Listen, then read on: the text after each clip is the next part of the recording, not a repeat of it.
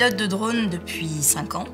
Le drone est un outil très important pour moi parce que le fait de prendre de la hauteur et d'avoir des images aériennes des chantiers nous permet d'avoir une vision très différente de l'avancement et notamment très esthétique, c'est-à-dire que ça met en avant le bâtiment, ça met en avant son implantation dans son environnement et ça met en avant les atouts d'une opération immobilière. Le numérique a été une porte d'entrée indéniable pour moi pour intégrer le secteur de la construction puisque à l'époque je n'avais aucune formation et aucune connaissance liée au bâtiment.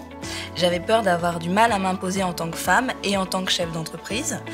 Il se trouve que ça a été bien au contraire un énorme atout.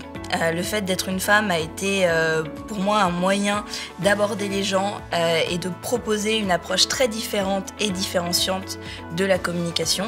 Et c'est un secteur qui intègre très facilement les femmes.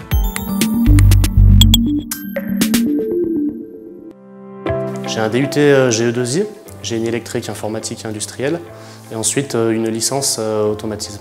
Des techniciens et grâce au numérique, du coup, j'ai pu évoluer en chef de projet sur des offres donc de scanner 3D, relevé de bâtiments, modélisation numérique de bâtiments, de toutes les prestations autour du BIM.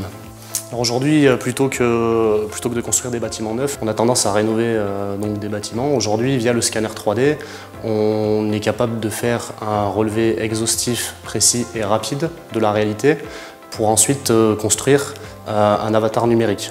Cet avatar numérique servira de base au futur travail collaboratif autour de la maquette numérique et du processus BIM. J'identifie 2 compétences pour évoluer dans le monde du numérique, la curiosité et l'autonomie. En effet, c'est un métier qui évolue en permanence, donc du coup, il faut faire ce qu'on appelle la veille technologique, se tenir au courant des avancées technologiques et en permanence réapprendre des nouvelles compétences.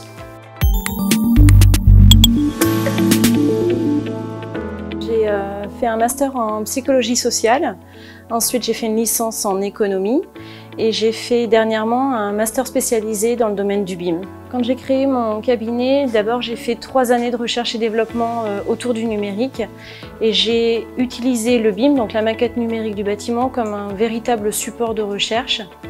En allant prélever les savoir-faire auprès des experts, j'ai souhaité les collecter dans une maquette numérique de compétences. Et au final, j'ai connecté les 2 approches. Donc j'utilise la maquette numérique du bâtiment comme un outil de valorisation des savoir-faire. Donc la valeur ajoutée que je peux apporter quand j'interviens notamment dans le BIM management, c'est cette position de recul que je peux amener au sein d'un cabinet. Et puis toute la dimension qui touche au travail collaboratif dans sa transversalité et qui est duplicable du secteur du bois, du secteur médical jusqu'au secteur du bâtiment. Donc le numérique a été vraiment pour moi une opportunité de capitaliser et de transmettre les savoir-faire des professionnels grâce à la maquette numérique du bâtiment.